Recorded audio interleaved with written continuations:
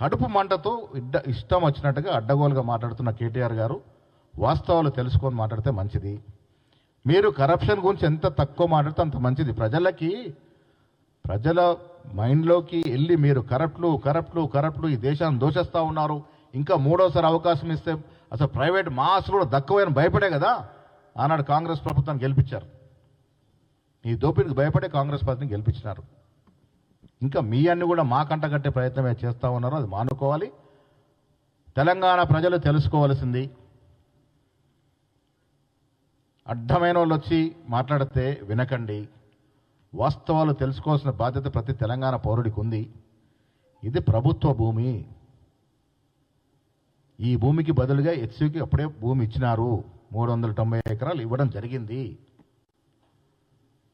HCU నెలకొల్పింది Congress party. హెచ్సియుకి భూములు ఇచ్చే విధంగా చేసింది ఇందిరాగాంధీ. ప్రైవేట్ పరం కాబోతున్నటువంటి భూముల్ని కాపాడింది రాజశేఖర రెడ్డి. వెనక్కి తీసుకొచ్చింది రేవంత్ రెడ్డి. ఇది మీ నిర్వాకం కాదు.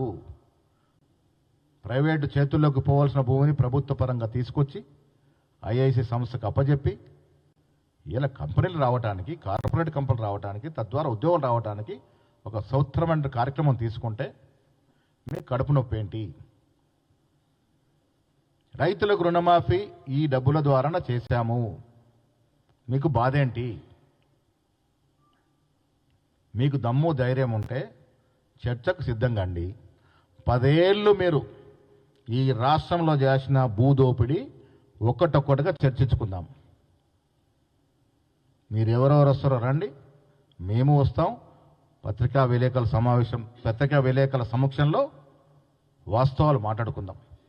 10 ఏళ్ళుగా మీరు ఎక్కడెక్కడ ఏ రకంగా భూదోపిడీ చేశారో, భూ ఆక్రమణ చేశారో అవన్నీ కూడా చర్చించుకుందాం. మీకు దమ్ము ధైర్యం ఉంటే ఈ చర్చకు సిద్ధం కండి.